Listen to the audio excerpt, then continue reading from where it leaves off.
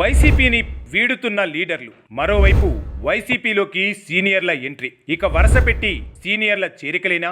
జగన్ అసలు వ్యూహమేంటి? వైసీపీలో చేరికలకు అంతా సిద్ధమైనట్లు తెలుస్తోంది.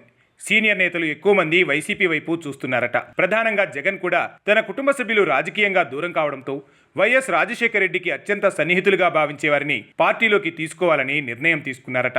ఇది ప్రజల్లోకి మంచి సంకేతాలను పంపిస్తుందని, తనకు కూడా నైతికంగా బలం పెరుగుతుందని విశ్వసిస్తున్నారట వైసీపీ అధినేత జగన్. వచ్చే ఎన్నికల నాటికి పార్లమెంటు నియోజకవర్గాల సంఖ్య పెరగకపోయినప్పటికీ శాసనసభ స్థానాలు 50 వరకు పెరుగుతుండటంతో సీనియర్ నేతల అవసరాన్ని జగన్ గుర్తించారట. వారిని పార్టీలోకి తీసుకొచ్చేందుకు విశ్వ ప్రయత్నాలు జగన్ చేస్తున్నారట. కీలక సామాజిక వర్గం ఇప్పటికే కొన్ని ప్రాంతాల్లో జగన్ తో టచ్ లోకి వచ్చేసింది. కొందరు నేతలు నేరుగా బెంగళూరుకు వెళ్లి కలిసి వస్తున్నట్లు చెబుతున్నారు. పార్టీలో చేరితే ఖచ్చితంగా అధికారంలోకి రాగానే తగిన ప్రాధాన్యత ఉంటుందని ఈ సందర్భంగా జగన్ వారికి హామీ ఇస్తున్నారట.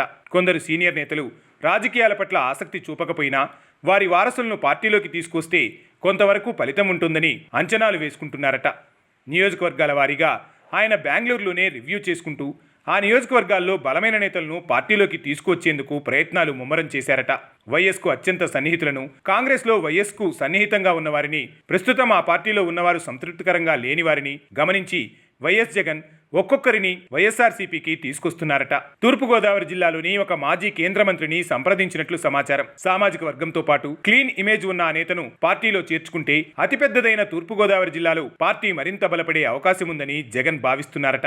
ఆయన కూడా తనకు ఎంపీ టికెట్ కావాలని కోరగా అందుకు జగన్ ఓకే చెప్పినట్లు తెలుస్తోంది. ఇప్పటికే పార్టీలో చేరిన సాకే శైలజానాథ్ ద్వారా మరికొందరు కీలక నేతలను పార్టీలో చేరేలా రాయబారం నిలుపుతున్నారట్లా జగన్. బెంగళూరు నుంచే అంతా సిద్ధం చేసుకున్న తర్వాత ఓ ఫైన్ డే వారికి కండువా కప్పేయాలని జగన్ ఆలోచన చేస్తున్నట్టుగా తెలుస్తోంది. షర్మిలకు చెక్ పెట్టేందుకు కూడా జగన్ పావులు కదుపుతున్నారట. ఇదే సమయంలో కాంగ్రెస్ నేతలను తీసుకురాగలిగితే తనను టార్గెట్ చేసిన సోదరి వైఎస్ షర్మిలకు కూడా చెక్ పెట్టవచ్చునని జగన్ వ్యూహంగా తెలుస్తోంది.